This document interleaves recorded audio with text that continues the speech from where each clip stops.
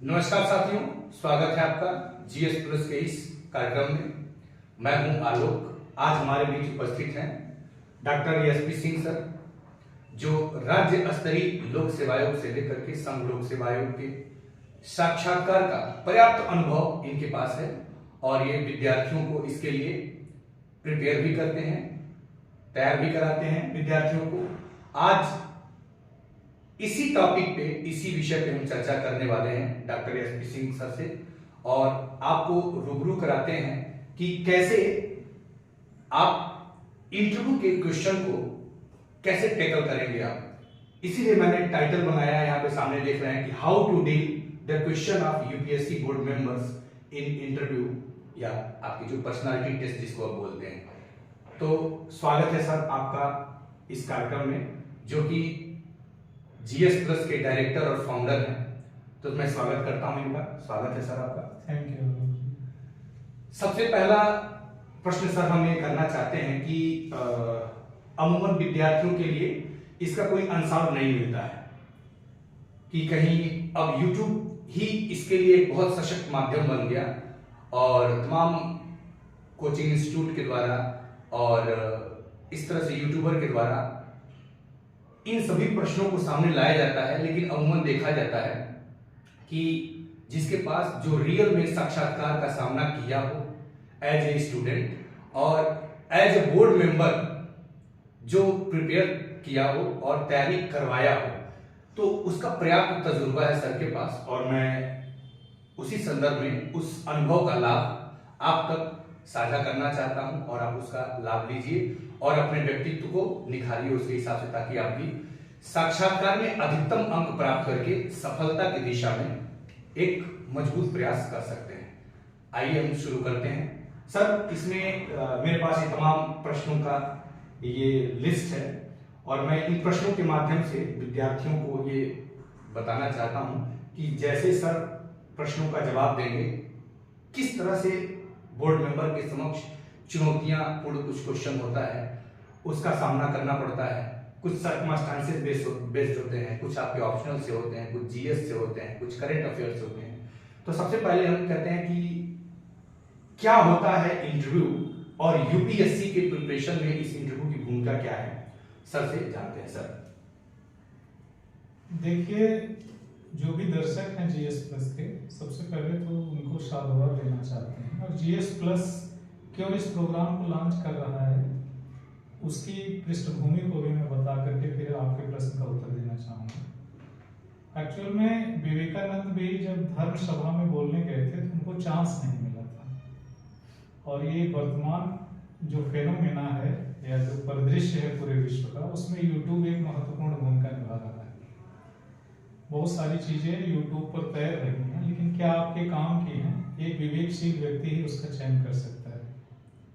तो जब विवेकानंद ने, तब यूट्यूब का आविष्कार नहीं हुआ था, एसएमएस का आविष्कार नहीं हुआ था, टेलीग्राम का आविष्कार नहीं हुआ था, किसी चैनल का आविष्कार नहीं हुआ था। तो विवेकानंद का पासपोर्ट गायब कर दिया गया जब ये धर्म संसद में बोलने गए।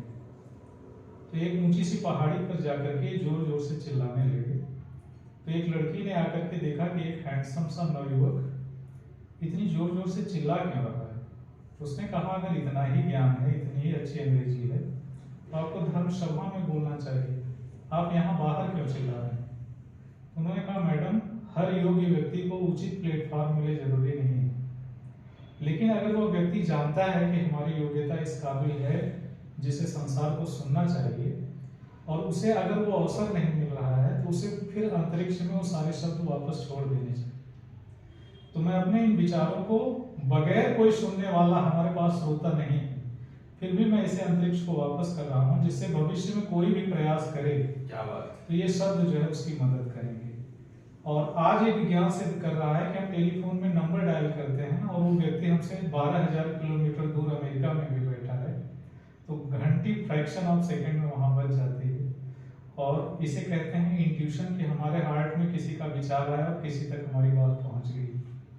तो विवेकानंद इतने दूरदृष्टा थे कि वैज्ञानिक सोच को कैसे साहित्यिक सोच और साहित्यिक सोच को कैसे वैज्ञानिक सोच में बदला जाता है, उसी की इंस्पिरेशन से है कि हमने इंस्ट्रूमेंट बनाए, ऑपरेटर्स बनाए, और आज हम अपनी बात कह करके यूट्यूब पर छोड़ देंगे और और इससे कोई भी एक बच्चा अगर इसका लाभ उठा करके अपने जीवन में सफलता ला पाएगा तो हमारे जीवन की सार्थकता तय होगी और इस संस्था की भी। बहुत बढ़िया। और उसमें आलोक पांडे जी का जो सहयोग है और जो प्रयास इनकी तरफ से लगातार हो रहा है कि कैसे कंटेंट को बेहतर बनाया जाए, कैसे हम बच्चों की उपयोगिता को कैसे उनके घर तक पहुंचवाएं। डोर स्टेप डिलीवरी जो है ये मॉडर्न एजुकेशन और मॉडर्न सिस्टम का एक बेहतरीन उदाहरण है।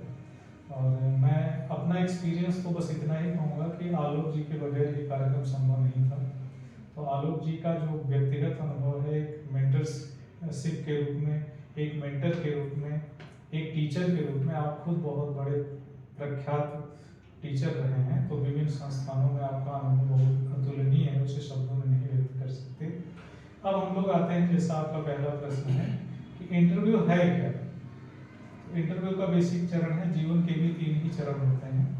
और पहला चरण है कि आपका बचपना होता है, फिर जवानी होती है और फिर बुढ़ापा होता है। तो बुढ़ापा जीवन से जाता नहीं है, जीवन लेके जाता है। तो जब जीवन लेके जाता है तो मतलब है कि ये केवल ऐसा फेज है जो आता है फिर जाता नहीं है। इंटरव्यू भी उस पड़ाव की तरह है, अगर इसको आप सक्सेसफुली जी लिए तो फिर इसके बाद का जो चरण होता है, स्टार बनने का चरण होता है, समाज में आपकी भूमिका तय करने का चरण होता है। यहाँ से पिछली की गई मेहनत को आप एक अंतिम परिणाम में कन्वर्ट कर सकते हैं। इसलिए अंतिम प्रयास को कुछ इस तरह से करना चाहिए। कहा गया है कि काम सब गैर जरूरी है जो लोग करते हैं, हम जो भी करते हैं लाजवाब करते हैं।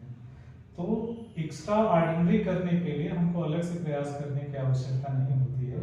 इसीलिए कहा गया है कि different people are not they who do everything different, different people are they who do same thing different. असाधारण लोग वो नहीं हैं जो हर काम अलग ढंग से करते हैं, असाधारण लोग वो होते हैं जो उसी काम को अलग ढंग से करते हैं। तो साक्षात्कार हमारे व्यवहार को तय करता है कि हम अकेले कैसा व्यवहार करते हैं और समूह में कैसा व्यवहार करते हैं।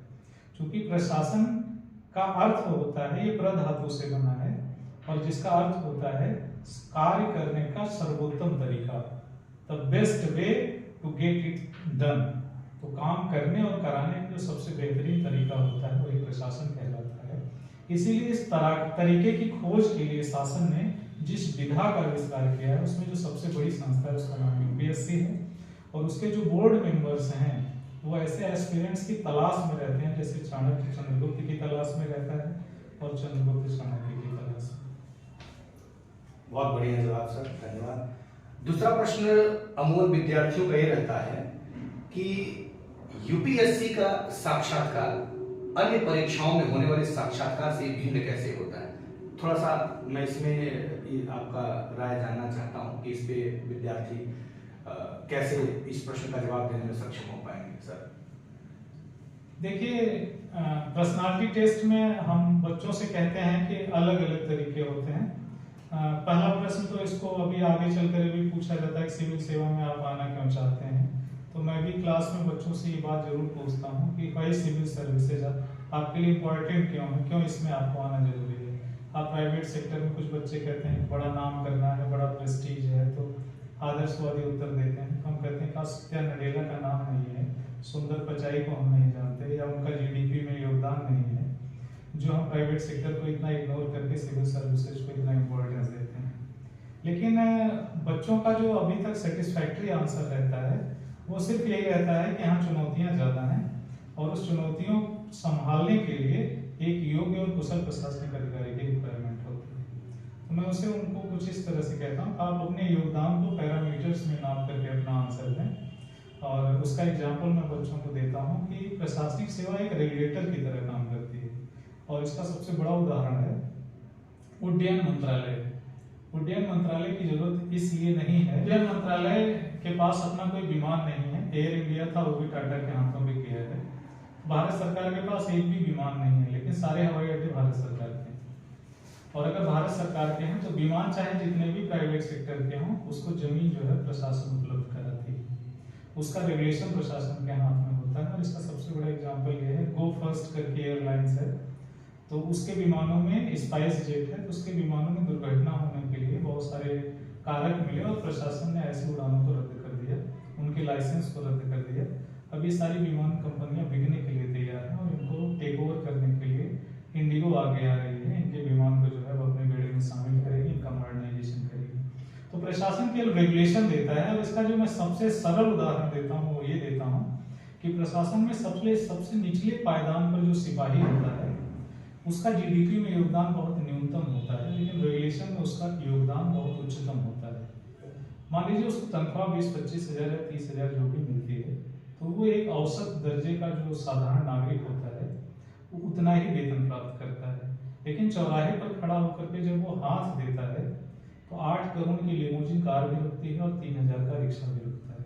क्या बात है। तो क्या है कि उस रिक्शा और लिमोजिन कार की तुलना नहीं हो सकती। एक जीडीपी के योगदान में क्या कर रहा है कि अपना मैक्सिमम योगदान दे रहा है, और एक जीडीपी के योगदान में बिल्कुल योगदान नहीं दे रहा है। लेकिन दोनों को रेगुलेट कौन कर रहा है? प्रशासन कर रहा है, जिससे समाज निर्बाध गति से अपनी जो है स्पीड को बनाए रखे और शासन जो है सुविधा लोगों तक अपनी पहुंचा सके। तो ये बेसिक डिफरेंस होता है। तो रेगुलेशंस के लिए इंटरव्यू यूपीएससी का इसलिए अलग है अन्य इंटरव्यू से, क्योंकि अन्य इंटरव्यू से पर्सनालिटी टेस्ट में जाते हैं। पर्सनालिटी टेस्ट में जो संगठन का उद्देश्य होता है उसकी पूर्ति करने के लिए आपकी पर्सनालिटी उपयुक्त है अथवा नहीं। जबकि प्रशासनिक सेवा में उच्च पदों पर जब नियुक्ति होती है तो देखा जाता है कि ओवरऑल हर चीजों को रेगुलेट करने के लिए आपके अंदर धैर्य है कि नहीं, साहस है कि नहीं, विनम्रता है कि नहीं। यही कारण है कि लवासना का जो ध्येय वाक्य है वो है सीलम परम भूषणम। तो विनम्रता आपका गहना है, और इस चीज के चेक करने के लिए जो व्यक्ति विनम्र होगा वही सीट्स पर जाकर मैक्सिमम अपना जो पोटेंशियल है वो आउटपुट ला सकेगा। इसीलिए अन्य पर्सनालिटी टेस्टों से अलग है। इसमें बेसिक रूप से जो टेस्ट किया जाता है धैर्य, साहस, विनम्रता, और इन सब का जो समुच्चय है वो प्रशासनिक सेवा के रूप में प्रकट होता है। तो ये थोड़ा सा अन्य पर्सनालिटी टेस्ट से थोड़ा सा अलग होता है। थैंक यू सर, बहुत अच्छे तरीके से सर ने इस प्रश्न को इन्होंने समझाया और दर्शकगण इसका निश्चित तौर पे लाभ उठाएंगे। तीसरा प्रश्न आता है सर कि तैयारी के दौरान, इंटरव्यू की तैयारी के दौरान किन खास बातों का वास्तव में ध्यान रखना चाहिए? कौन सी गलतियां हो जाती हैं विद्यार्थियों से, उस पर ध्यान नहीं देते हैं। तो प्रिकॉशन कहते हैं कि इंटरव्यू के लिए क्या क्या प्रिकॉशन देना, ध्यान देना जरूरी होता है। देखिए, इंटरव्यू के लिए मैं कई बार बच्चों से कहता हूँ, और इसको मैंने मेंटरशिप प्रोग्राम में इस बात को कई बार चर्चा भी किया है। भारत का सबसे सफल कप्तान महेंद्र सिंह धोनी, और महेंद्र सिंह धोनी की ये लाइन मुझे बहुत पसंद आती है कि अगर आप साल भर पढ़े हैं और एक दिन नहीं पढ़ते हैं तो कोई फर्क नहीं पड़ेगा, और अगर आप साल भर नहीं पढ़े हैं, एक दिन पढ़ते हैं, तब भी कोई फर्क नहीं पड़ेगा। तो इंटरव्यू आपकी वास्तविकता का टेस्ट है, आप क्या हैं। और इंटरव्यू बोर्ड में बैठने वाले मेंबर्स इतने अनुभवी होते हैं कि अपने जीवन के मैक्सिमम पड़ाव पार कर चुके होते हैं। वो एक्सपीरियंस पर्सन होते हैं, प्रशासनिक सेवा के, शिक्षा के क्षेत्र के, या किसी भी पर्सनालिटी क्षेत्र के। तो वो अपना मैक्सिमम लेकर के अपने अपेक्स पर बैठे हुए हैं, टॉप पर बैठे हुए हैं। उससे अगर आप झूठ बोल करके निकलना चाहेंगे तो हमको लगता है आप ट्रैप में फंस जाएंगे। और उनको टेस्ट क्या करना है, आप देखेंगे आईएएस 2018-19 में ये प्रश्न आया है कि सत्यनिष्ठा, योग्यता और अन्य गुणों से ज्यादा बेहतर होती है। अगर सत्यनिष्ठा कर्मचारी की चली जाए तो फिर अन्य सारे गुण उसके बेकार चले जाते हैं, क्योंकि वो संगठन के लिए घातक होता है। मुख्य परीक्षा में पूछा गया जी हाँ, तो मुख्य परीक्षा में ये प्रश्न आया है। तो उसके पीछे यूपीएससी सिर्फ ये जांचना चाह रही है कि ईमानदारी के टेस्ट के लिए ही सिविल सेवा की खोज हो रही है। अगर ईमानदार कमिटेड ब्यूरोक्रेसी मिल जाए जो कॉन्स्टिट्यूशन के प्रति कमिटेड होगी तो नेशंस लगातार नई ऊंचाइयां प्राप्त करेगा। और इसका उदाहरण मैं देना चाहूंगा, जैसे फ्रांस है। फ्रांस में 5 बार क्रांतियां हुई, 5 बार रिपब्लिक चेंज हुई, लेकिन फ्रांस कभी भी विकासशील देशों में शामिल नहीं हुआ, सदैव विकसित रहा। क्यों? क्योंकि वहां की ब्यूरोक्रेसी दुनिया की सबसे मजबूत ब्यूरोक्रेसी है। तो ब्यूरोक्रेसी में अगर ऑनेस्टी डाल दी जाए तो जो कॉकटेल तैयार होता है वो सर्वोत्तम होता है, और जो राष्ट्र को समृद्ध और सशक्त बनाने में बहुत महत्वपूर्ण भूमिका निभाता है। बहुत बढ़िया सर, बहुत अच्छा जवाब आपने दिया। और निश्चित तौर पे भारतीय ब्यूरोक्रेसी को फ्रांसीसी ब्यूरोक्रेसी से कुछ न कुछ सीख लेना चाहिए। तो एक चीज तो एक प्रश्न मेरे दिमाग में भी आ गया जो मेरे इस डिजाइन किए हुए प्रश्न में नहीं था कि फ्रांसीसी ब्यूरोक्रेसी की तरह भारतीय ब्यूरोक्रेसी को कैसे बनाया जा सका। सर थोड़ा सा इसके बारे में एक मिनट ही सही लेकिन कुछ। देखिए, फ्रांसीसी ब्यूरोक्रेसी में जो बेसिक होता है तो उनका टेस्ट बहुत टफ होता है और उसे कहा जाता है कि those who are appeared in French bureaucracy they are born in heaven। जो भी फ्रांस की सिविल सेवा में शामिल होता है वो माना जाता है कि स्वर्ग में शामिल है। और फ्रांसीसी रेवोल्यूशंस के बारे में एक चीज जान लीजिएगा कि लिबर्टी, फ्रेटर्निटी और इक्वलिटी उनके स्वतंत्रता आंदोलन का पहला संघर्ष था। तो फ्रेटर्निटी का मतलब है ब्रदरहुड। जब तक परिवार में प्रेम नहीं होगा तब तक परिवार प्रगति नहीं करता है। तो ब्रदरहुड होना चाहिए, नेशनहुड होना चाहिए कि राष्ट्र में सभी लोग एक जैसे हैं और जब सभी लोग एक जैसे होंगे तो सबकी तरक्की मायने रखेगी। तो सिविल सेवा इस बात को बाध्य करती है कि सिविल सेवा में वहां एक बहुत बड़ा प्रभुत्व वर्ग काम करता है जो ये तय करता है कि सिविल सेवकों को सबसे पहले लिबरल होना चाहिए, स्वतंत्र होना चाहिए। और जब वो स्वतंत्र होगा तभी अपना सर्वोत्तम दे पाएगा। तो वहां सुविधाएं इतनी दी जाती हैं कि मान लीजिए आप सिविल सेवा में सेलेक्ट हो गए और आप चुनाव लड़ना चाहते हैं, आपकी इच्छा है कि हम पॉलिटिकल क्षेत्र में भी योगदान दें, तो आप वहां जैसे अपने यहाँ जिलाधिकारी बोलते हैं, वहां प्रीफेक्ट बोलते हैं। तो अगर आप जिलाधिकारी के पद पर हैं और अपने जनप्रतिनिधि से संतुष्ट नहीं हैं तो आप इस्तीफा दे दीजिए और जाकर के चुनाव लड़िए। अगर आप जीत जाते हैं तो आप मंत्री बन जाएंगे।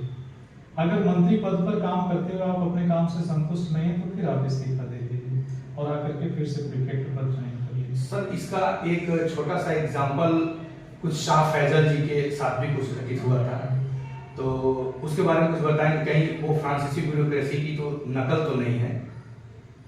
बहुत ही बढ़िया प्रश्न आपने पूछा है। भारतीय प्रशासनिक सेवा में ये अपने आप में एक माइलस्टोन है। आज तक किसी भी सिविल सेवक का इस्तीफा स्वीकार करने के बाद अस्वीकार नहीं किया गया। शाह फैसल के बारे में ये कहा जाता है कि भारत सरकार उनके प्रति एक सॉफ्ट कार्नर लेकर के चल रही थी। जम्मू कश्मीर में धारा 370 को खत्म करने के लिए शाह फैसल को एक पृष्ठभूमि तैयार करने की भूमिका दी गई थी, क्योंकि जम्मू कश्मीर में दो पार्टियों का शासन चल रहा था, पीडीपी और नेशनल कॉन्फ्रेंस का। तो इन्होंने जाकर के सबसे पहले तो वहाँ के युवाओं को फ्री में कोचिंग देना शुरू किया और आप देखेंगे कि 2009 के बाद से जम्मू कश्मीर का यूपीएससी में सिलेक्शन रेशियो बढ़ गया। तो उसके पीछे शाह फैसल की मेहनत काम कर रही है। वहाँ के युवाओं को उन्होंने आकर्षित किया, मेन स्ट्रीम में लेकर गया, फ्री ऑफ कास्ट उनको कोचिंग उपलब्ध कराई और उसका प्रतिनिधित्व और रिजल्ट जो है यूपी पश्चिम में आपको दिखने लगा जी। और सरकार ने कहा कि इतने से काम नहीं चलेगा, आपको वहाँ की पॉलिटिकल जो वैक्यूम है उसको फिल करना पड़ेगा, भरना पड़ेगा। जब आप युवाओं में लोकप्रिय हो रहे हैं तो उनको वोट में भी कन्वर्ट करिए। तो इन्होंने जाकर के वहां की एक अलग पार्टी भी बनाई, लेकिन पता चला कि जब वो पार्टी वहां बनाए तो पार्टी के जो मेंबर हो रहे थे वो उन्हीं सारी विचारधाराओं से ग्रसित हो रहे थे जो नेशनल कॉन्फ्रेंस और पीडीपी हो रही थी। तो कैडर बेस्ड पार्टी बन नहीं पा रही थी। एक अलग विचारधारा ये क्रिएट करना चाहते थे, लेकिन स्थानीय स्तर पर लोग जो है बार्गेनिंग के शिकार हो रहे थे, क्योंकि जम्मू कश्मीर की स्थिति ऐसी है कि वो ऐसा कटोरा है जो भारत से भी अनुदान चाहता था और पाकिस्तान से। तो ऐसी स्थिति में जरूरत थी कि शाह फैसल जैसे किसी योग्य व्यक्ति को वहां प्रतिनिधित्व दिया जाए और उन्होंने बखूबी ग्रास रूट लेवल पर जो पंचायत चुनाव हुए थे उसमें भारत सरकार की बड़ी मदद किया था और 70,000 प्रतिनिधि शाह फैसल के ही प्रयासों से चुन करके जम्मू कश्मीर में आए थे और जिसका रिवार्ड भारत सरकार ने 370 हटाने के बाद शाह फैसल का इस्तीफा नामंजूर करते हुए उन्हें पुनः प्रशासनिक सेवा में वापस बुला करके किया। बहुत बढ़िया जवाब सर ने दिया। और ये देखिए मेरे प्री डिजाइन क्वेश्चन में बिल्कुल नहीं था, लेकिन जैसे ही सर बोले कि फ्रांस का जो ब्यूरोक्रेसी है उसे हेवन माना जाता है, स्वर्ग माना जाता है, और देखिए अपने संविधान में भी फ्रांस से ब्रदरहुड का कॉन्सेप्ट लिया गया है, तो निश्चित तौर पे ब्यूरोक्रेसी में यदि ये लिया गया है तो कहीं कहीं आपके साक्षात्कार में प्रश्न पूछा जा सकता है, क्योंकि जिस सेवा में आप जाना चाहते हैं उस सेवा का आदर्श आप किसे मानते हैं। बहुत से ऐसे बच्चे हैं जो शाह फैसल को अपना आदर्श मानते हैं और बहुत कम समय में उन्होंने सिविल सेवा को क्रैक किया और एक ऐसे समुदाय से आते हैं और एक ऐसे क्षेत्र से आते हैं जहां में युवाओं को गुमराह किया जा रहा था, मुख्य धारा से भटकाया जा रहा था, तो उन्होंने एक नजीर पेश किया। तो बहुत अच्छा रहा सर जवाब, और निश्चित तौर पे ये जवाब आपको कुछ न कुछ मदद जरूर करेगा। इसी कड़ी में सर हम अगला क्वेश्चन लेकर के आते हैं कि सिविल सेवा में कहा जाता है कि ये धैर्य की परीक्षा है, तो इसमें कैसे हम ये बता पाएंगे कि what is the importance of patience in civil services? थोड़ा सा इसको समझाइए सर। देखिए, जब भी कोई व्यक्ति बीमार होता है तो सबसे पहले उसको कहा जाता है कि कीप पेशेंस, और बीमार व्यक्ति से ही लिया गया है पेशेंस, पेशेंट से बना है पेशेंस। अगर हमारे पास पेशेंस नहीं होगा तो हमारी रिकवरी नहीं होगी। और जब भी हम डॉक्टर के पास जाते हैं तो उसके टेबल पर लिखा रहता है कीप स्माइलिंग। हम पीड़ा से करा रहे हैं और टेबल पे पढ़ रहे हैं कीप स्माइलिंग। जब दर्द अंदर से हो और फिर भी आप मुस्कुरा रहे हैं, इसका मतलब दर्द पर नियंत्रण करने की तरकीब आप खोज रहे हैं। क्या बात है। और जीतता वही है जो सफर में होता है, और सफर का मतलब कष्ट से होता है। अगर हम कष्ट को बियर कर लिए तो एक ऐसी भी स्थिति आती है जब कष्ट से हमें कष्ट नहीं होता, उसे हम एक मरहम के रूप में यूज करते हैं, प्लेटफॉर्म के रूप में यूज करते हैं। और इस संसार का बड़ा अजीब नियम है कि माँ जब चेतना के रूप में एक अपने बच्चे को जन्म देती है तो मृत्यु समान पीड़ा से गुजरती है, लेकिन उसे कहा जाता है कि 4 घंटे का धैर्य आपको इतना सुख देगा कि माँ होने की सार्थकता आप साबित कर पाएंगे। और इसीलिए शायद नेपोलियन बोनापार्ट की बात कहनी पड़ी थी कि give me a good mother I will give you a good nation. क्योंकि जब नेपोलियन बोनापार्ट फ्रांस का सेनापति बना तो पहले तो वो एक सामान्य सैनिक के रूप में बास्तील में शामिल हुआ 1785। तो जब शामिल हुआ तो उसकी माँ बास्तील के पैलेस पर आई और उसने अपने बेटे से कहा कि बेटा चल तू अपनी रोजी रोटी कमा, बहुत अच्छा लग रहा है कि तुझे नौकरी मिली। तो नेपोलियन बोनापार्ट ने अपनी माँ से कहा, माँ the day will come when I will give you this Bastille palace. एक ऐसा दिन आएगा जब ये महल मैं आपको गिफ्ट कर दूंगा। और आप देखते हैं कि 1789 में जब फ्रेंच रेवोल्यूशन होता है तो 1797 में वो चीफ कमांडर बनता है फ्रांस का, और 1802 तक आते आते वो फ्रांस का राजा बन जाता है। और जब राजा बनता है तो उसने अपनी माँ को बास्तील पैलेस क्या कर दिया था, गिफ्ट दे दिया था। उसकी माँ ने उसकी किताब में लिखा है impossible words found in the dictionary of fools, बेवकूफों की शब्दावली में असंभव शब्द लिखे होते हैं। तो धैर्य से उसने वॉच किया, वेट किया, अपने स्किल को डेवलप किया, और एक ऐसा दिन आया, फ्रांस जब क्राइसिस से करा रहा था, आर्थिक तंत्र से करा रहा था, चारों तरफ से दिवालिया हो गया था, तब उसके धैर्य और कौशल और साहस ने उसे दुनिया का सर्वोच्च सेनापति बना दिया, सर्वोच्च प्रशासनिक अधिकारी बना दिया। अगर धैर्य है, संघर्ष करने की क्षमता है, तो निश्चित रूप से आप ओवरकम करेंगे। इसीलिए रहीमन की एक बात कही जाती है कि रहीमन अच्छा है भला करके कॉन्सेप्ट है कि जब निके दिन आएंगे बनत न लगेंगे देर, तो धीरे धीरे बन खिले और धीरे सब कुछ होए। तो अगर धैर्य आपके आसपास है, 9 महीने का बच्चा 1 दिन में नहीं पैदा हो सकता, और 2-4 साल में विकसित होने वाले वृक्ष अचानक नहीं बढ़ सकते। तो धैर्य वो पृष्ठभूमि और वो शक्ति व्यक्ति में डालती है, जिससे वो अपने आप में स्ट्रेंथ डालता है ना, फिर अपने अंदर परिवर्तन लाता है, फिर समाज में परिवर्तन। Thank you sir. अगला क्वेश्चन है सर कि कभी कल साक्षात्कार में ऐसे बिंदुओं पे आपसे प्रश्न पूछा जाता है जो कि वो आपके सिलेबस में भी नहीं होता है और पहले से तैयार करके भी नहीं जाते हैं, वो बियॉन्ड सिलेबस होता है। जैसे अचानक पूछ दिया जाता है, मैंने कई सीनियरों से जाना है और संघ लोक सेवाओं के साक्षात्कार जो भी साथीगण दिए थे, तो उनसे जानने का मौका मिला है कि अचानक पूछ दिया जाता है कि जिनका इंटरव्यू सेकेंड मीटिंग में होता है, लास्ट क्षणों में होता है, कि आज सभी साक्षात्कार के प्रश्न पूछते पूछते हम लोग थक गए हैं और जल्दी से बताइए, सपोज दैट मान लीजिए मैं ही आपके समक्ष ईश्वर हूं और आप हमसे कोई 2 वरदान मांगे, आप कौन सा वरदान मांगेंगे? तो ऐसे प्रश्नों का जवाब हम क्या देंगे सर? देखिए, यूपीएससी बहुत एग्जैक्ट आंसर चाहती है, आदर्श आंसर नहीं चाहती है। और ज्यादातर बच्चे जो गलती करते हैं वो भगवान राम बनने की कोशिश में चले जाते हैं या मोहम्मद साहब बनने लगते हैं। उनको लगता है कि हम आइडियल आंसर दे देंगे तो यूपीएससी बहुत खुश होगा। यूपीएससी प्रैक्टिकल आंसर की तलाश करता है। ऐसे में हमको लगता है ईमानदारी से वही मांगना चाहिए जो आपकी रिक्वायरमेंट है, जिसके लिए आप प्रयासरत हैं। और इसका मैं एग्जाम्पल 2 चीज़ों से देना चाहूँगा। एक तो एग्जाम्पल है शैलेंद्र कुमार का।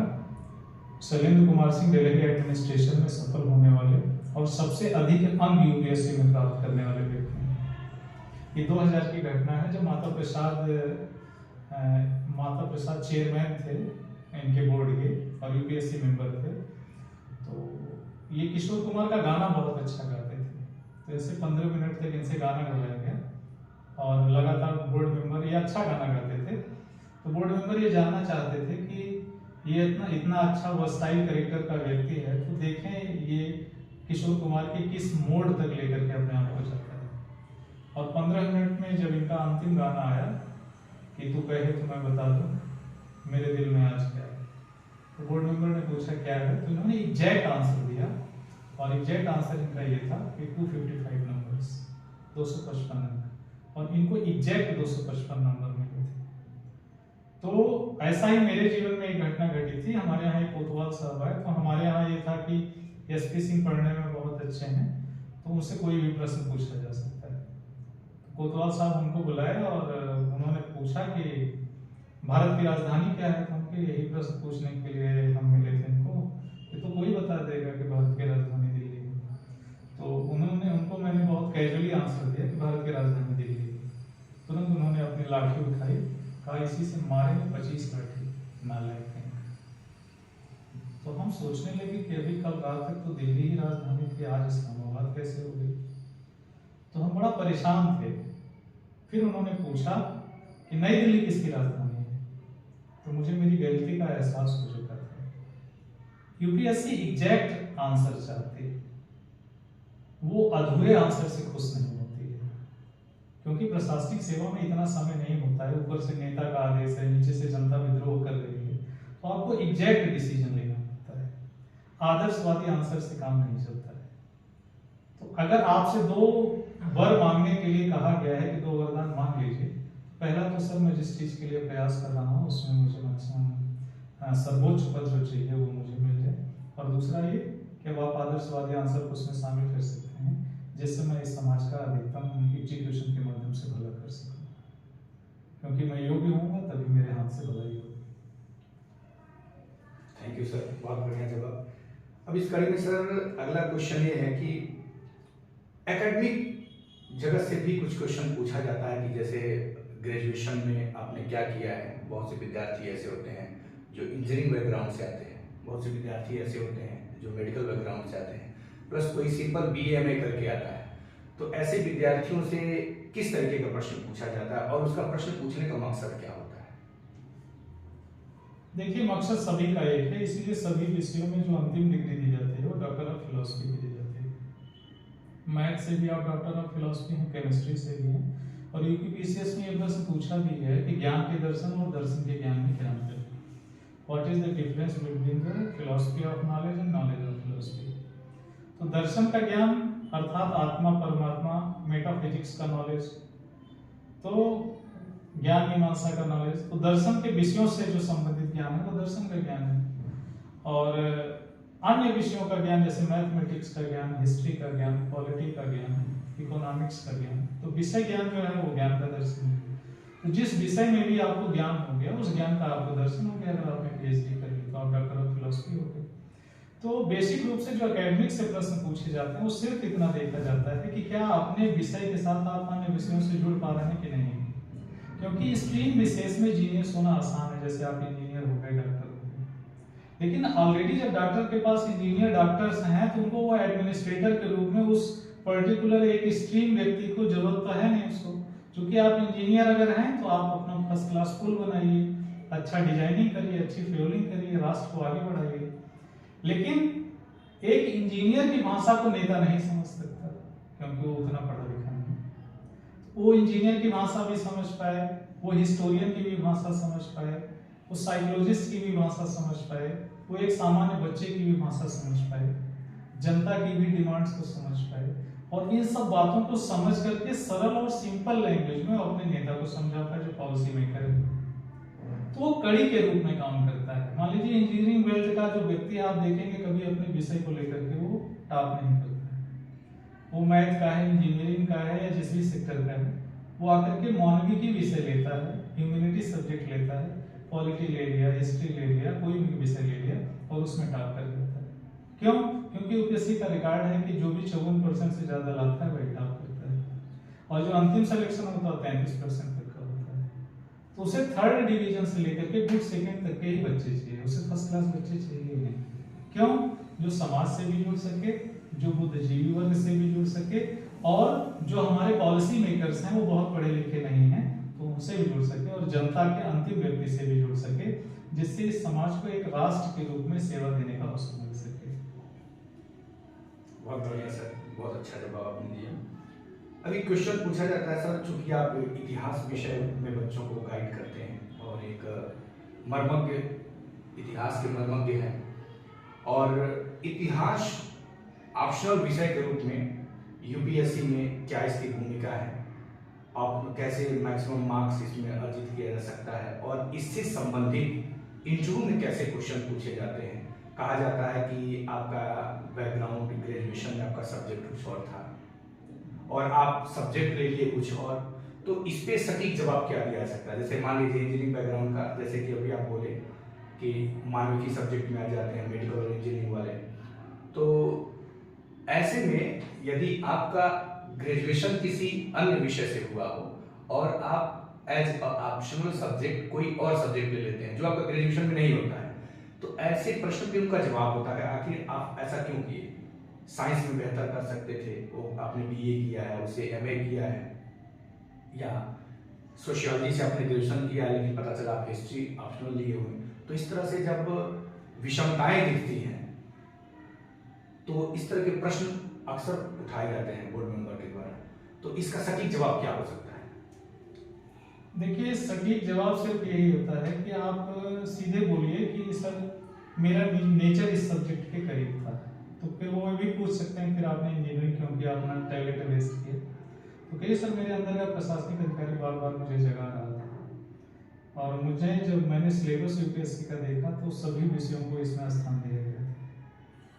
तो मुझे लगा कि मैं अपने क्षेत्र में पर्याप्त नॉलेज प्राप्त कर चुका हूँ, और जो मुझे सबसे ज़्यादा प्रेरित करने वाला सब्जेक्ट लगा, अगर आपने हिस्ट्री का चयन किया है तो हिस्ट्री के लिए मेरा जो आंसर रहता है वो यही रहता है कि there is no history there is no remedy. इतिहास नहीं है तो समाधान भी नहीं है। और इसका जो सबसे बड़ा एग्जाम्पल है कोरोना। कोरोना की हिस्ट्री नहीं थी तो वैक्सीन भी नहीं थी। अगर हिस्ट्री है तो समाधान है, इसलिए हिस्ट्री को मदर ऑफ ऑल सब्जेक्ट बोलते हैं। हर विषय का इतिहास होगा तभी वो विषय बनेगा, समाधान। तो हर विषय के इतिहास पढ़ने पड़ेंगे, चाहे वो साइंस ही क्यों हो। इसका मैं एग्जांपल देता हूँ, जैसे केमिस्ट्री में भानुमति पहली पीएचडी थी, बकासुर का वध करना था, और उन्होंने अपने 2 महीने के बच्चे को मात्र 2 घंटे के अंदर 25 साल का नौजवान बना दिया। तो ये केमिस्ट्री का हिस्ट्री में योगदान है। हिस्ट्री कैसे कालखंडों का अध्ययन है, तो 2 घंटे में कैसे अपना व्यक्ति 25 साल का अनुभव ले लेगा, ये इतिहास और केमिस्ट्री का मिला जुला उदाहरण है। तो जब आप अपने विषय को इतिहास में कन्वर्ट करते हैं तो उसकी पॉलिटी बदलती है, उसके सोशल इफेक्ट बदलते हैं, उसका मनोविज्ञान बदलता है, उसका एजुकेशन पैटर्न बदलता है। तो हर चीज का एक दूसरे पर इंटरलिंक होता है। तो केमिस्ट्री का योगदान यह है कि उसने हिस्ट्री बदला, उसने पॉलिटी बदली, उसने सोशल स्टेटस बदला, उसने अपने गंदे राजा को अपने राज्य के क्षेत्र से निकालने में मदद की, चूंकि दृष्टद्युम्न ने ही जाकर के बकासुर का वध किया था और उसी के हाथ में उसकी मौत लिखी थी। तो क्या है कि हिस्ट्री और केमिस्ट्री ही नहीं, जितने भी सब्जेक्ट हैं, यहाँ तक कि आप ये समझिए math is the mother of all sciences, सभी प्रकार के विज्ञानों की मां है। लेकिन मैथ अपने आप में लैंग्वेज है। तो प्योर मानविकी क्या है, सोल ऑफ साइंस। तो मैथमेटिक्स कभी भी आप नहीं कह सकते साइंस है, ये लैंग्वेज। और लैंग्वेज इसलिए है कि जैसे HTML है, C++ है, जावा है, ये सब मैथ है और ये कंप्यूटर एप्लीकेशन में यूज होते हैं। ये कंप्यूटर की लैंग्वेज है, इसे यूनिवर्सल लैंग्वेज कहा जाता है। इसीलिए मैथ में BA और MA किया जाता है और मैथ से BSc और MSc भी किया जाता है। तो हम ये सिर्फ कहना चाह रहे हैं कि विषय कोई भी हो, यूपीएससी ये डिमांड करती है कि केवल आप ग्रेजुएट होने चाहिए और जिस विषय में आप कंफर्टेबल फील कर रहे हो उस कंफर्टेबिलिटी जोन को ध्यान में रखते हुए अपना सर्वश्रेष्ठ देने की कोशिश करिए, क्योंकि यूपीएससी को रिक्वायरमेंट ही 54% की है। तो वो आपसे एक्सीलेंस की नहीं, आपसे समझ की उम्मीद करती है। और इसीलिए कहा गया है कि learning always led by the understanding and understanding always led by the success. Thank you sir. Sir इतिहास पढ़ाते हैं और इनका एंशिएंट, मिडाइवल, मॉडर्न सभी पे जबरदस्त कमांड है। और अक्सर कहा जाता है कि मैं मॉडर्न इंडिया से एक प्रश्न है कि इंटरव्यू में पूछा जाता है जिसका इतिहास ऑप्शनल होता है, या वो ग्रेजुएशन में हिस्ट्री पढ़े हैं, पोस्ट ग्रेजुएशन में उनका इतिहास विषय रहा है, और खास करके आधुनिक भारत से जुड़ा हुआ यदि पर्सनालिटी वाला कोई भी व्यक्ति जाता साक्षात्कार का सामना करता है तो कहा जाता है कि गांधी अहिंसा के पुजारी। गांधी को क्या माना जाता है? अहिंसा के पुजारी सर। और 1942 में जो भारत छोड़ो आंदोलन हुआ था उस समय उन्होंने एक नारा दिया था, करो या मरो। तो सर ये ऐसा नहीं लगता कि उन्होंने जो सिद्धांत दिया तो उनके सिद्धांत और व्यवहार में पथ विचलन का शिकार हो गए हो, करो या मरो। तो यहाँ पे करो या मरो, तो ये हिंसा है कि अहिंसा है सर? ये तो कंट्राडिक्शन।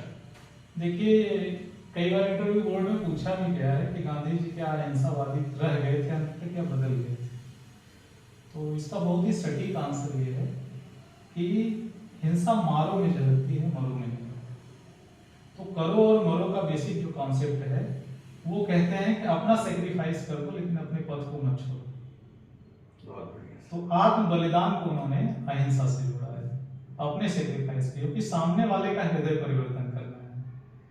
लेकिन कुछ लोग गांधी से वर्तमान समय में असहमत होते हैं और ये कहते हैं कि जैसे कुछ लोग कहते हैं कि गांधी केवल अंग्रेजों के खिलाफ सफल थे, हिटलर या मुसोलिनी के सामने कब्जे मार के फेंक दिए गए थे। लेकिन याद रखिएगा, हिटलर और मुसोलिनी अपने क्षेत्र के सबसे लोकप्रिय व्यक्ति थे और भारत के सबसे लोकप्रिय व्यक्ति गांधी जी थे। तो लोकप्रिय व्यक्ति को हाथ लगाने से भी कोई भी सत्ता का जो पक्ष होता है वो डरता है, क्योंकि फिर विश्व विजय का अभियान उसका गृह युद्ध में बदल जाता है। तो गांधी जी जो है वो अहिंसा में अंतिम समय तक विश्वास करते थे और वो अंत में भी मारने की नहीं, मरने की बात करते हैं। इसलिए मुझे लगता है कि वो अंतिम समय तक जो अपनी जान दे दिया है हे राम कहते हुए, और जिसके आश्रम में सदैव ये गीत बजते हों कि वैष्णव जन तो थे समय जो पीर पराई जाने रहे, तो जिसकी रगों में जो है अहिंसा दौड़ रहा हो, वो स्वतंत्रता के लिए भी अपने सिद्धांत की बलि नहीं देते। तो अंतिम समय तक मुझे लगता है गांधी जी अहिंसावादी थे, और बाद में यही अहिंसावादी रविन्द्रनाथ टैगोर ने कहा था कि राष्ट्र के विकास के लिए बात करते जाएंगे। क्यों? क्योंकि लोग अहिंसक धरना प्रदर्शन का एक अपना चरित्र बना लेंगे, और फिर आज आपको पता ही है कि रविन्द्रनाथ टैगोर द्वारा की गई घोषणा सत्य साबित हो रही है। तो इससे क्या है कि आपके लोकतांत्रिक मूल्य तो सुरक्षित हो जाते हैं, लेकिन राष्ट्र के सामने बाधाएं आती हैं, उससे ओवरकम करने का जो तरीका वो डेमोक्रेसी खोजना चाहिए, और वो उनका दायित्व है वो कि उसके लिए वो बेटर ऑप्शन ढूंढ। Thank you sir. इसी श्रृंखला में सर एक क्वेश्चन और आता है कि जैसे रीजनलिटी से, जैसे राज्य स्तरीय लोक सेवा आयोगों में तो आपकी पहचान को बताया नहीं जाता है और गोपनीयता रखा जाता है और एक कोड जाता है, लेकिन संघ लोक सेवा आयोग में बकायदा आपका नाम, आपका जाति, आपका धर्म, इवन आप कहाँ से बिलोंग करते हैं, आपका एड्रेस, सारा चीज वहाँ ओपन रहता है। तो सर एक क्वेश्चन अक्सर पूछा जाता है, जैसे आप उत्तर प्रदेश के सुल्तानपुर जनपद से बिलोंग करते हैं, तो अक्सर ऐसे लोगों से पूछा जाता है कि उत्तर प्रदेश के दो छोर, पूर्वी उत्तर प्रदेश और पश्चिमी उत्तर प्रदेश, तो एक हिस्सा जो आर्थिक तौर पे बहुत समृद्ध है, वहाँ का किसान से लेकर के हर वर्ग जो है खुशहाल है, वही जबकि पूर्वी उत्तर प्रदेश विकास से अछूता है। तो सर ऐसे लोकेलिटी से संबंधित क्वेश्चन जो पूछे जाते हैं, या आपके संसदीय क्षेत्र कॉन्स्टिट्यूएंसी में समस्याएं क्या हैं और उसके समाधान के लिए आप एडमिनिस्ट्रेशन में लिए जाते हैं तो क्या कर पाएंगे, तो लोकेलिटी से संबंधित प्रश्नों का समाधान कैसे किया सकता है, कैसे इस पे जवाब देकर के बोर्ड मेंबर को संतुष्ट किया सकता है, इसके लिए सर?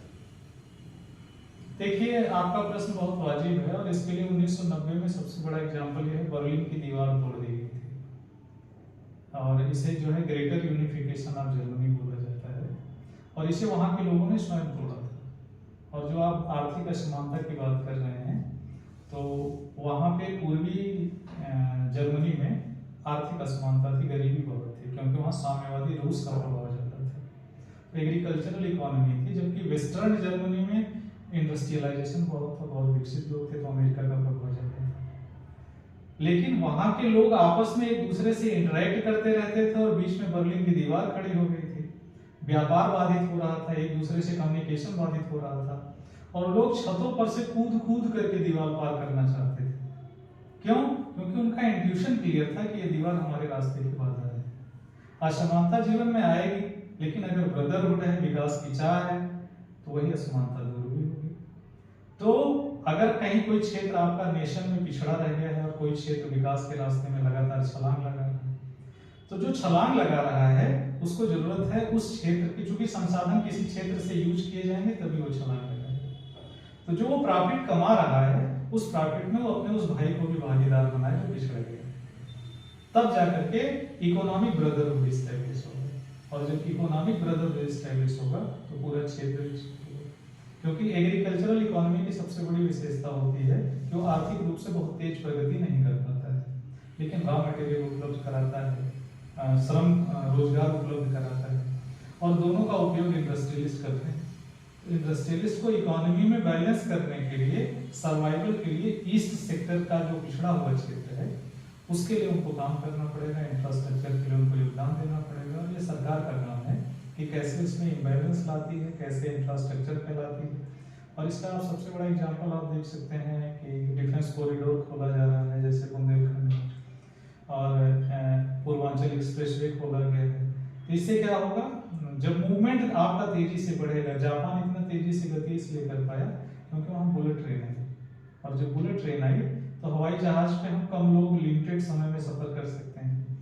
चेकिंग का प्रोसेस होता है तो 2 घंटे पहले जाइए, 2 घंटे निकलने में लग जाता है, तो लगभग समय ज़्यादा जाता है। और बुलेट ट्रेन में इस तरह के प्रोसेस से आपको बहुत गुजरना नहीं पड़ता, टाइम से जाइए।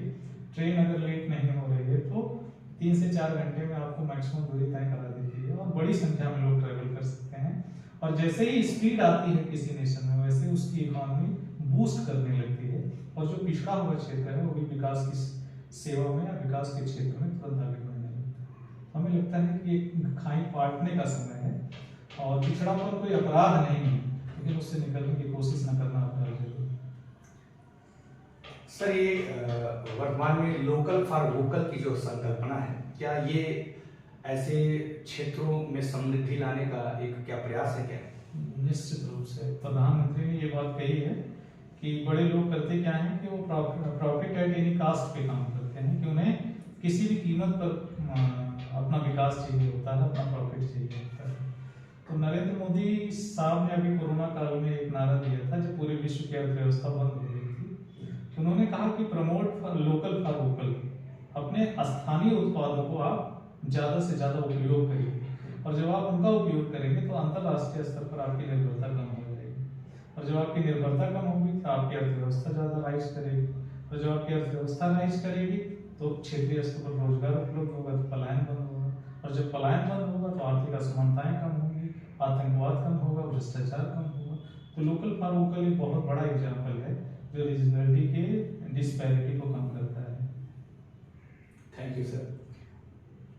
काफ़ी ज़्यादा मैंने आपको परेशान किया, लेकिन फिर भी उसी कड़ी में सर इस परेशानी का लाभ अंततः तो हमारे दर्शक लेंगे।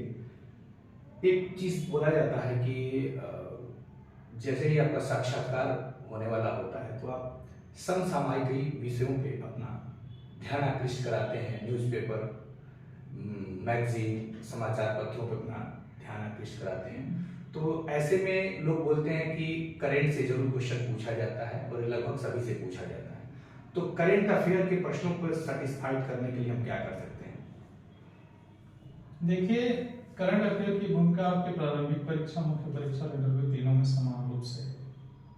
और करंट अफेयर का मतलब ये नहीं कि वर्तमान में आपका किससे किससे अफेयर है। करंट अफेयर का बेसिक मतलब है कि करंट में आप कहाँ इंगेज हैं, इकोनॉमिक रूप से, पॉलिटिकल रूप से, कल्चरल रूप से, टूरिज्म के रूप से, और उसके पीछे का इतिहास क्या हमारा अच्छा रहा है, बुरा रहा है, उसी के आधार पर हम अपनी अगली रणनीतियों को तय करेंगे। क्योंकि करंट अफेयर से ही ये तय होगा कि राष्ट्र की दिशा क्या है और दशा क्या है। इसलिए करंट अफेयर तो एक अनिवार्य पृष्ठभूमि है और आपके अलर्टनेस को चेक किया जाता है कि आप कितने जागरूक हैं आज को लेकर के।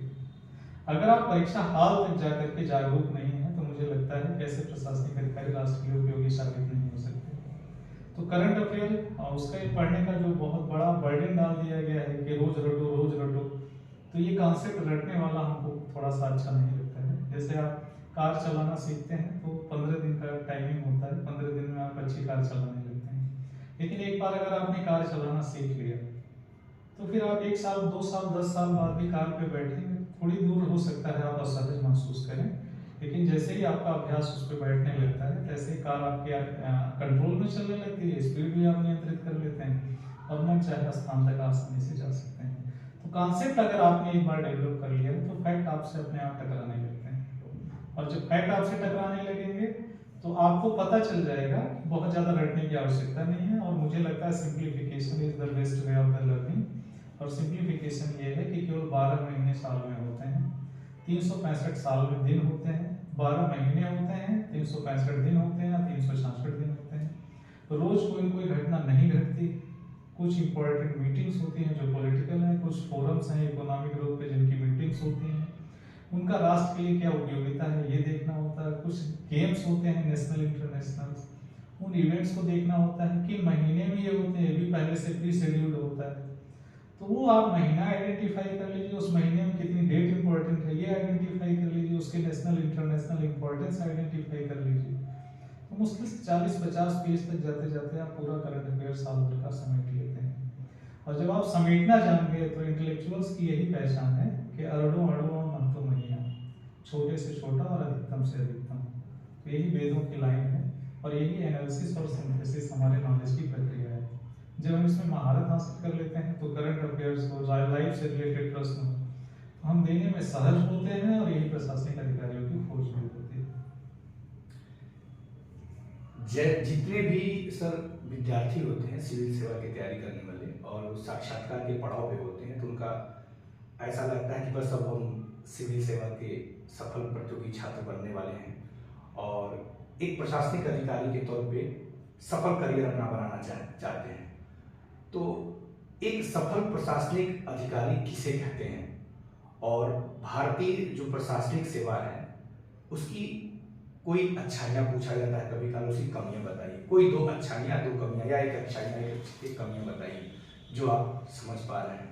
तो ऐसे प्रश्नों पे हम कैसे बोर्ड मेंबर को संतुष्ट कर सकते हैं? देखिए, इसके लिए अभ्यास की आवश्यकता पड़ती है, क्योंकि कबीरदास जी ने बहुत पहले ही कह दिया है, निंदक नियरे राखी आनंद गुढ़ी छवाए। अगर हम अपनी कमियों से परिचित हैं तो हम अपनी अच्छाइयों से भी परिचित हो जाएंगे। और कई बार क्या होता है कि हम अपने उत्साह में आकर के 4-5 कमियां, अच्छाइयां तो बता देते हैं, कमियां गिनाते समय झिझकते हैं। तो कमियां ऐसी ना हो कि हम चोरी कर रहे हैं, डकैती कर रहे हैं। कमियां ऐसी होनी चाहिए जो स्वाभाविक मानवजनित होती हैं, जैसे किसी पर विश्वास कर लेना, इमोशनल हो जाना। तो ये सब स्वाभाविक कमियां रहती हैं और बच्चे ज्यादातर इसी को यूज करते हैं। तो पता रहता है कि दे आर प्रिटेंडिंग, झूठ बोल रहे हैं, वास्तविक कमियां कोई नहीं बताता है। तो कमियां क्या होता है कि किसी व्यवस्था में, जैसे मान लीजिए इंफ्रास्ट्रक्चरल डेवलपमेंट नहीं है, इंफ्रास्ट्रक्चरल डेवलपमेंट नहीं है तो वो कमी हो सकती है, उसकी वजह से आपको हो सकता है वैक्यूम मिल रहा हो, आप प्रयास कर रहे हो। जैसे एलन मस्क अमेरिका में ही पैदा हो सकता है, क्यों? Infrastructural development. Elon Musk India में नहीं पैदा हो सकता, क्यों? क्योंकि यहाँ फाइनेंशियल इंफ्रास्ट्रक्चर ऐसा नहीं है कि उसको बड़े टर्म का लोन दे सके। अगर बड़े टर्म का लोन और इन्वेस्टमेंट यहाँ मिलता तो भारत सरकार पूंजी संग्रह के लिए वैश्विक स्तर पर प्रयास नहीं करती। एनसीईआरटी में भी कहता है कि निर्मला साहूकारों के कर्ज के बोझ तले दब जाती है और अपने उत्पादों का उचित मूल्य नहीं पा पाती है। क्योंकि हम इंटरनेशनल मार्केट नहीं मोड़ पाते हैं, इसलिए जब बारिश होती है देखिए तो टमाटर 200 रुपए किलो बिकते हैं। क्यों? कर्नाटक का किसान उसे पानी में बहा देता है। हमारे पास ऐसा इंफ्रास्ट्रक्चर नहीं होता है कि हम आपदा की स्थिति में भी अपना जो सप्लाई चेन है उसको हम मेंटेन कर पाए। तो आपदा की स्थिति में महंगाई आ जाती है। तो अभी हम ऐसा कोई एक यूनिवर्सल सप्लाई चेन नहीं बना पाए हैं जिससे हम फ्रीक्वेंटली स्टोरेज सिस्टम भी हमारा इतना अच्छा नहीं है कि हम ले जाकर के कोल्ड स्टोरेज में डाल दें फिर वहां से सप्लाई चेन को मेंटेन कर दें, क्योंकि फ्लड हमेशा और हर जगह आता नहीं है। तो ऐसी जगह स्टोरेज बना करके उसके सप्लाई चेन के प्रोसेस को, इसके लिए चाहिए क्या, पैसा चाहिए। तो all administration move surrounding finance, और फाइनेंस के लिए टेक्नोलॉजी चाहिए, और टेक्नोलॉजी बड़े देशों के पास है, और उसके लिए हमको फॉरेन करेंसी चाहिए, तो फॉरेन करेंसी के लिए इन्वेस्टमेंट चाहिए। तो ये सब एक दूसरे से इंटरलिंक्ड हैं, और जब इंटरलिंक्ड हैं तो ये सामूहिक प्रयास का परिणाम है, जिसमें प्रशासनिक अधिकारियों की खोज ये होती है कि कैसे वो मैक्सिमम एफडीआई अपने यहाँ लेकर के आए, एफआईआई नहीं, एफडीआई, प्रत्यक्ष विदेशी निवेश। क्योंकि अपने यहाँ पैसा छापना आप चाहे जितना छाप लीजिए, लेकिन अगर इंटरनेशनल स्तर पे आपको अंतरिक्ष में टेक्नोलॉजी चाहिए, अंतरिक्ष में अंतरराष्ट्रीय व्यापार करना है, तो आपको फॉरेन करेंसी चाहिए। इंटरनेशनल टूरिज्म है तभी फॉरेन करेंसी चाहिए। तो कितना आपके पास फॉरेन करेंसी रिजर्व है, इससे आपकी समृद्धि का पता चलता है। तो इसलिए अधिकारी आप करता क्या है कि वो एक ऐसा एटमॉस्फेयर बनाता है जिससे ईज ऑफ बिजनेस डूइंग आपके लिए आसान हो। आप ये प्रधानमंत्री द्वारा बार बार सुनते होंगे, ईज ऑफ बिजनेस कितना हम बढ़ा पा रहे हैं, और कहते हैं लीस्ट गवर्नमेंट और मैक्सिमम गवर्नेंस। सरकार कम होनी चाहिए, गवर्नेंस ज्यादा होनी चाहिए। और इस सरकार की मैं इस बात के लिए तारीफ करता हूँ, इतना बड़ा नोटबंदी का प्रकरण हुआ, लोग लाइन में लगे, 19 लाख लोगों के खिलाफ केस पेंडिंग है, लेकिन किसके यहाँ पुलिस नहीं गई। पुलिस नहीं गई का मतलब है प्रशासन ने किसी को डराया नहीं, और अगर प्रशासन जाती तो फिर से एक बार 1991 का इंस्पेक्टर राज वापस आ जाता और हमारी लिबरलाइजेशन को धक्का लगता। तो इतने बड़े स्तर पर आर्थिक सुधार करने के बावजूद ये इस सरकार को क्रेडिट जाएगा कि उसने इंस्पेक्टर राज की पुनर्वापसी नहीं होने दी। नोटिस इसने मैसेज के थ्रू भेजे, लोगों को अपना पक्ष रखने का अवसर दिया, लेकिन इसने इंस्पेक्टर राज को लाने में मदद नहीं की।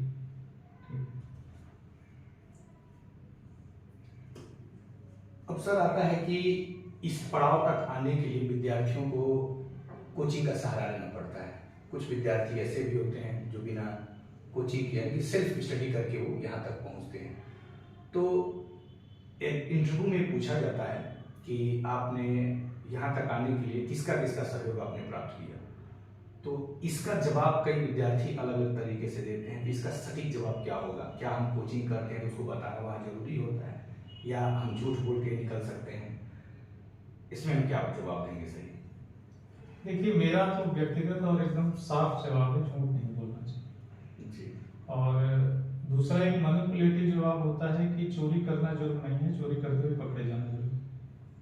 इसका मतलब अप्रत्यक्ष रूप से आप चोरी करने को प्रमोट कर रहे हैं। तो मेरा सिर्फ यही मानना है कि जो वहाँ बैठे हुए लोग हैं वो अनुभवी हैं और आपसे ज्यादा जिंदगी के पड़ाव देख चुके हैं, तो झूठ मत बोलिए।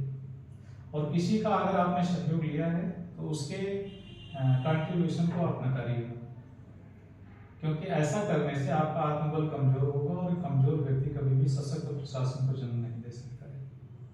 और दूसरी रही बात कोचिंग की भूमिका की, कोचिंग की भूमिका को स्वीकारनी चाहिए नहीं स्वीकार करनी चाहिए, ये इसके अलग अलग आंसर हो सकते हैं। लेकिन हम कहते हैं कि भारत का प्रशासन एंशियंट काल में सबसे ज्यादा सर्वोच्च शिखर पर था और अर्जुन से बड़ा कोई धनुर्धारी नहीं हुआ। लेकिन अर्जुन ने जैसे ही अपना कोच बदला, अभी तक उनके गुरु कौन थे? द्रोणाचार्य। लेकिन जैसे उन्होंने अपना कोच बदला, लॉर्ड कृष्णा उनके कोच हुए, तो क्या हो गया? वो द्रोणाचार्य को ही परास्त करने में सफल हो गए। तो कोचिंग की भूमिका ये होती है कि आपकी स्किल को शार्प करने में मदद करती है। लेकिन एक बात मैं बच्चों से कहता हूँ, पानी पियो छानकर, गुरु रखो जानकर। तो अगर आपका जो है कोच एक बार सर उसको रिपीट कर दीजिए, दर्शक अच्छे से सुने जरा एक बार, ये बहुत जरूरी है। बड़े बड़े विज्ञापनों के भ्रम जाल में फंस करके विद्यार्थी कभी गलत कोचिंग इंस्टीट्यूट में चले जाते हैं। बिल्कुल, ये पूंजीवाद का सबसे बड़ा दुष्परिणाम है कि वो विज्ञापन की माया जाल में ऐसे बच्चों को फंसाता है कि अगर आप इतने ही काबिल हैं तो हर होर्डिंग पर आपका नाम क्यों है? बच्चों के दिलों में आप जगह बनाइए, बच्चों के दिमाग में जगह बनाइए। लेकिन लोग ऐसा, अच्छा मैं बता दूं कि इंडस्ट्रियल रेवोल्यूशन का जो सबसे बड़ा दुष्परिणाम है वो है साइकोलॉजिकल डेवलपमेंट। साइकोलॉजी चलती कैसे है? एजुकेशन से। एजुकेशन किसके हाथ में है? पूंजीपतियों के। तो पूंजीपति जैसा चाहेगा वैसा एजुकेशन सिस्टम होगा, और जैसा एजुकेशन सिस्टम होगा वैसा जो है आपको मनोविज्ञान बनेगा। तो आपको ऐसा इंद्रजाल दिखाया जाता है कि यहाँ जाएंगे और तत्काल आपको सफलता मिल जाएगी। यही कारण है कि यूपीएससी का जो आईएएस का इस बार का प्रीलिम्स का एग्जाम हुआ है, उसमें जितने भी नामी कोचिंग इंस्टीट्यूट हैं सब यूपीएससी को गाली दे रहे थे। और क्यों गाली दे रहे थे? कि इन्होंने मंगल ग्रह से प्रश्न बनवाया है, ऐसा प्रश्न यूपीएससी के मेंबर स्वयं क्वालिफाई नहीं कर पाएंगे। लेकिन ये बात बोलने से पहले उनको थोड़ी सी शर्म करनी चाहिए कि क्या जिन बच्चों के पास 2 लाख रुपए है, क्या वही आईएएस बन सकते हैं? क्या इस देश के गांव का अंतिम व्यक्ति आईएएस नहीं बन सकता? क्या रटे रटाए पैटर्न पढ़ करके ही हम आईएएस प्रीलिम्स क्वालिफाई कर सकते हैं? या हमसे अनसीन पैसेज भी पूछे जा सकते हैं जो हमारे सिलेबस में नहीं है? यूपीएससी हमेशा चौंकाता है, और चौंकाने का बेसिक कॉन्सेप्ट यह है कि प्रशासन में आप जाएंगे तो आपके लिए एकदम रटी रटाई जमीन तैयार नहीं मिलेगी। वहां आपको अपनी जमीन तैयार करनी पड़ेगी, और वो आप तभी कर सकते हैं जब आप अपने सिलेबस के अनुसार अपनी समझ पैदा करें और उस समझ के आधार पर अनएक्सपेक्टेड क्वेश्चंस का भी आंसर दे पाएं। यही से इंटेलिजेंसी फॉर्मिंग होती है। टैलेंट का दूसरा नाम है मुसीबत से बाहर निकलने का रास्ता खोजना, न कि मुसीबत को दोष देना। तो टैलेंट की असली परीक्षा यूपीएससी करती है कि वास्तव में आप समझदार हैं या आप पढ़े लिखे हैं। तो आप पढ़े लिखे तभी हैं जब आप अनुभवी हों, और मुझे लगता है कि अंतिम व्यक्ति को भी प्रीलिम्स में प्लेइंग लेवल का गेम मिलना चाहिए। और अनएक्सपेक्टेड क्वेश्चंस का मैं स्वागत करता हूं, और बच्चों से कभी नहीं कहता हूं कि सारी चीजें जो मैं पढ़ा रहा हूं वही पूछा जाएगा। मैं उनसे यही बात कहता हूं, दंगल मूवी का एक डायलॉग है और यही से मैं क्लास प्रारंभ करता हूं कि मैं दांव तो सिखा दूंगा, लगाना आपको पड़ेगा। हर जगह तेरा पापा ना होएगो, कहीं कहीं अपने दांव खुद लगाने पड़ेगो। तो बच्चे को दांव आप सिखा सकते हैं, समझ नहीं पैदा कर सकते। और अगर ऐसा होता तो द्रोणाचार्य अपने बेटे को सबसे बड़ा धनुर्धर बनाते, अर्जुन को नहीं। अर्जुन बनने के लिए आपको स्वयं समझदार बनना पड़ेगा, स्वयं अभ्यास करना पड़ेगा, तभी जाकर के द्रोणाचार्य की विद्या आपके ऊपर सफल साबित होगी। बहुत बढ़िया सर।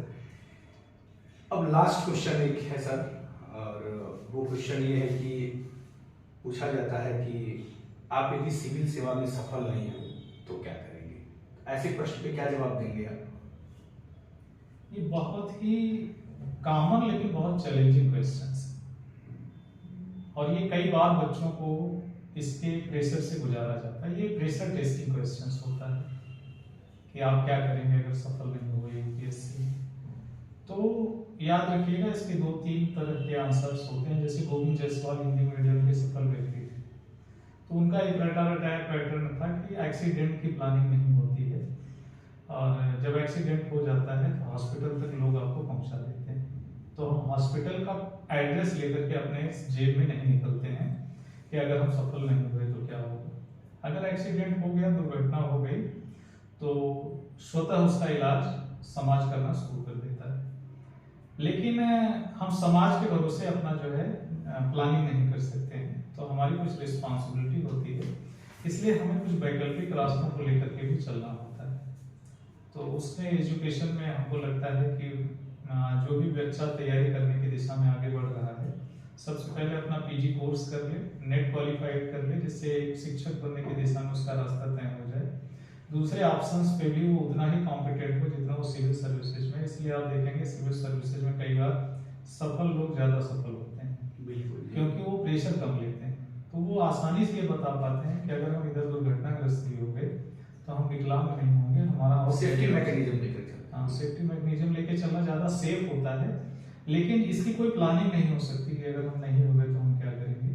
और इसका एग्जाम्पल्स जो सबसे बड़ा है वो यही है कि एपीजे कलाम साहब सफल नहीं हुए थे, क्योंकि ये पायलट बनना चाहते थे और ये नहीं बन पाए थे। तो ये ऋषिकेश से जाकर के आत्महत्या करने के लिए लक्ष्मण झूला से कूदने वाले थे। तो शिवानंद शास्त्री जी ने इनकी जान बचाई थी, और तब उन्होंने पूछा कि गुरुजी आप बहुत जानकार हैं, मैं जितना परिश्रम कर सकता हूँ कर लिया, लेकिन मुझे सफलता नहीं मिली। तो उन्होंने कहा बेटा तुम कहीं और हो, तुम्हारी नीयत कहीं और, तुम अपने क्षेत्र बदल लो, एक बार तुम राष्ट्र की सेवा करने में सर्वोच्च पद तक जाओ। और शिवानंद शास्त्री की ये वाणी बाद में सत्य साबित हुई, जब वो एक वैज्ञानिक के तौर पर सफल होने के बाद इस देश के पहले वैज्ञानिक राष्ट्रपति बने। और जब ये राष्ट्रपति बने तो इन्होंने जाकर के उड़ीसा में अपना विमान उड़ाया MiG-29। और जब विमान उड़ाया तो पायलट ने पूछा कि सर इस उम्र में विमान आप क्यों उड़ाना चाहते हैं? उन्होंने कहा बेटा मैं पायलट ही बनना चाहता था लेकिन बन नहीं पाया, लेकिन ईश्वर का मैं शुक्रिया अदा करना चाहता था कि ऊपर वाले तेरा जवाब नहीं, कब दे क्या दे हिसाब नहीं। मैं पायलट बनना चाहता था लेकिन उसने मुझे पायलट बनने के लिए पैदा नहीं किया था, उसने मुझे पायलटों का नियोक्ता अधिकारी बनने के लिए पैदा किया था। तो जितनी बड़ी असफलता है उतनी बड़ी अचीवमेंट भी होनी चाहिए। ये आपके व्यक्तित्व पर निर्भर करता है कि आप असफलता को किस हद तक सफलता में बदलने के लिए अंदर से इंटरनली स्ट्रांग है, मजबूत है और प्रेरणा आपको काम कर रही है कि नहीं। अगर आप टूटने के लिए ही बने हैं तो फिर कण का हिसाब नहीं होता है, लेकिन कण अगर उठ करके बवंडर में बदल जाए तो चंद्रगुप्त मौर्य बनता है और राष्ट्र की किस्मत पर। बहुत बहुत धन्यवाद सर, बहुत अच्छा लगा। और निश्चित तौर पे यही लास्ट प्रश्न था सर से, हम लोग ये सब जान पाए और इसका लाभ दर्शक निश्चित तौर पे उठाएंगे। इसी तरह से और सारी बातों पे हम चर्चा आगे करते रहेंगे। आज बस यहीं तक सर, लखनऊ से यहाँ तक आने के लिए आपको बहुत बहुत धन्यवाद सर।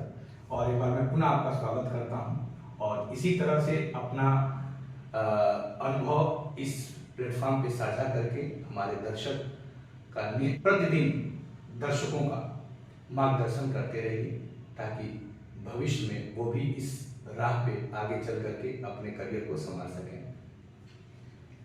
निश्चित रूप से आलोक जी आपका एक प्रयास बहुत प्रशंसनीय है और इस मंच से हम कोशिश करेंगे कि सफल अभ्यर्थियों का इंटरेक्शन हो और उनके साक्षात्कार इस चैनल पे डाले जाएं, जिससे बच्चों को रियल एक्सपीरियंस मिले। उन्हें सिर्फ ऐसा न लगे कि सिर्फ आदर्श बातें यहाँ से होती हैं, उनको जो चाहिए जिन्होंने प्राप्त किया है उनके थ्रू उनका अनुभव ट्रांसफर किया जाए।